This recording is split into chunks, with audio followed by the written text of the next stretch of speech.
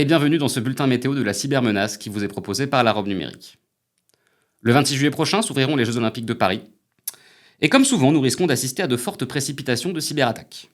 Le dérèglement numérique devrait aggraver le phénomène, sans compter l'anticyclone géopolitique actuel qui devra apporter son lot de giboulées de tentatives de phishing. Quelques chiffres pour illustrer cette aggravation liée au dérèglement numérique. En 2012, c'est environ 212 millions d'attaques recensées, le seul jour de l'ouverture des Jeux Olympiques de Londres.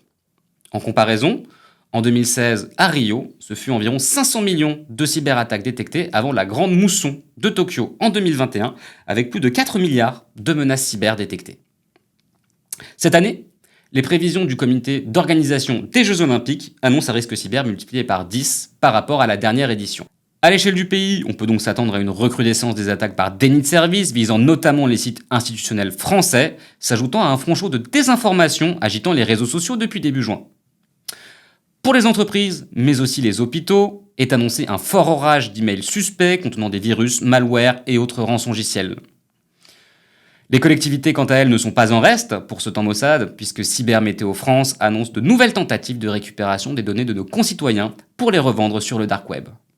Enfin, pour les particuliers, c'est une véritable canicule de SMS d'arnaque qui vous demanderont de reprogrammer une livraison d'un colis ou bien de payer un forfait de post-stationnement et qui siphonneront vos données personnelles si vous cliquez sur le lien.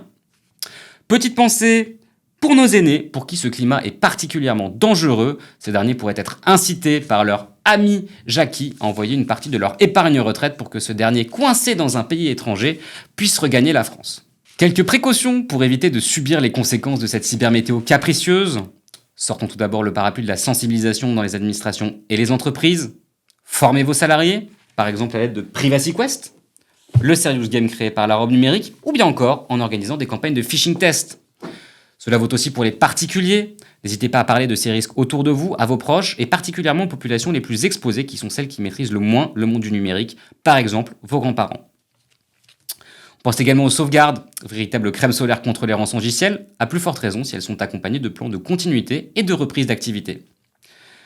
Enfin, si vous pensez que vous n'avez pas les moyens de refaire votre toiture pour vous protéger des averses cyber, renseignez-vous autour de vous. De nombreuses régions et institutions proposent des aides et des financements pour vous aider à faire avancer vos plans d'action cyber. On peut également citer le programme Mon Aide Cyber de l'ANSSI qui vous permet de bénéficier d'un diagnostic de premier niveau en cas de cyberattaque. Pour conclure ce bulletin, passons maintenant à l'éphéméride. Pendant ces Jeux Olympiques, ce sera la Saint responsable de la sécurité des systèmes d'information. N'oubliez pas de leur souhaiter une très bonne fête si vous en connaissez car ils en auront bien besoin. N'hésitez pas non plus à contacter les équipes de la Robe Numérique pour tout accompagnement relatif au RGPD ou à la cybersécurité. En attendant, merci d'avoir suivi ce bulletin et à très bientôt sur les réseaux de la Robe Numérique.